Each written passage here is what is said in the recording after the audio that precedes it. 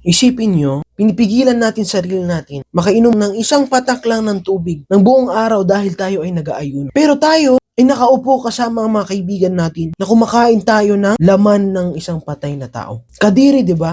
Pero ito ang ginagawa ng sobrang daming mga kamusliman habang nag-aayuno sila sa araw ng Ramadan. Pero hindi nila alam. Ang pinag-uusapan ko, ang backbiting. Sinasabi ng mga ulama natin, habang ang pagkain ng physical na pagkain ay nakakasira ng fasting, ang pagbabackbiting, ang paninirang puri, pinag-uusapan nyo ang isang kasama ninyo, ay sinisira niya yung gantimpala ng pag-aayuno natin. Mula sa Fajr hanggang Maghrib ay gutom na gutom tayo. Pero kapag tatayo tayo sa harapan ng Allah subhanahu wa ta'ala, sa Yawmul Qiyamah, titingnan na Allah subhanahu wa ta'ala, kompleto ang pag-aayuno mo. Pero wala kang gantimpala sa mga ayuno na ginawa. Yun ang dahil sa mga ginagawa natin. Sinisiraan natin ang mga tao. Pinag-uusapan natin sila ng masama. Lahat ng ginawa mo sa buwan ng Ramadan, pagbabasa ng Quran, pagtatarawih, magiging zero ang gantimpala mo dahil sa mga lumalabas sa ating mga bibig.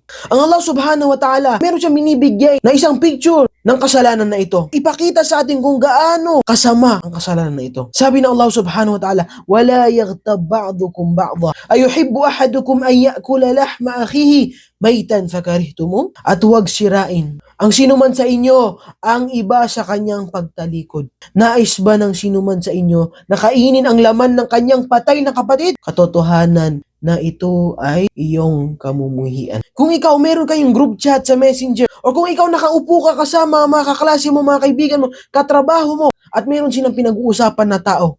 Pinag-uusapan ng isang tao na wala doon. Pinag-uusapan nila anong itsura ng tao. Pinag-uusapan nila anong ginagawa ng tao. Anong buhay ng tao na yon. At hindi mo sila kayang pigilan. Una-una, susubukan mo muna. Sabihin niyo, huwag niyong pag-usapan. Magpag-usapan natin ibang bagay. Pero kapag hindi mo na kaya pigilan, iwanan mo sila. Umalis ka sa usapan na yon.